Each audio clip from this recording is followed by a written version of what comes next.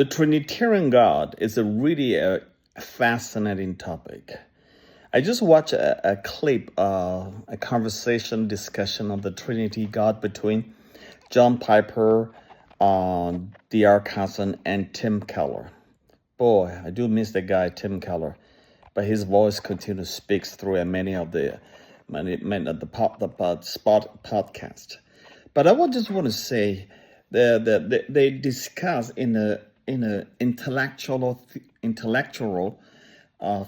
philosophical, and pastoral way of understanding Trinity God.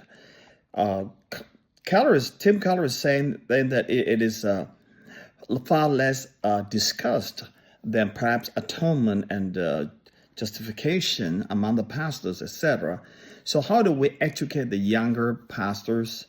The new guys coming into the scholastic world and also the pastoral world. So he was suggesting that he talks about a few guys, Augustine and Jonathan Edwards.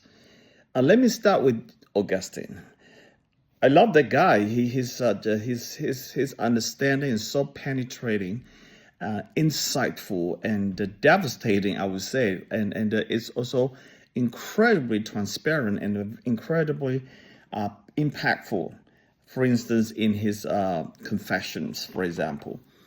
Now, Augustine is saying that if you want to understand the center of universe, the center of God's creation, the meaning of the entire everything is love, then you will never be able to understand God without through the Trinity framework, because Trinitarian God, the Triune God, has loved one another and delighted one another from all eternity. For example, the Son, the Father delights in the Son and loved the Son.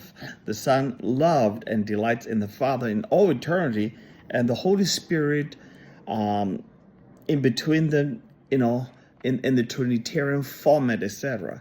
So the only way for us to explain that apologetically to the world outside is to know that only the Triune God makes sense, because only in the Triune God you can experience love.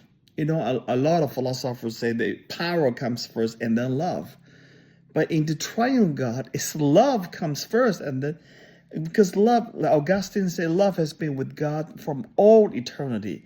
Because he loved, he gave his Son to the world, for example. Because he wants to create, out of love, he created humanity, mankind, for example.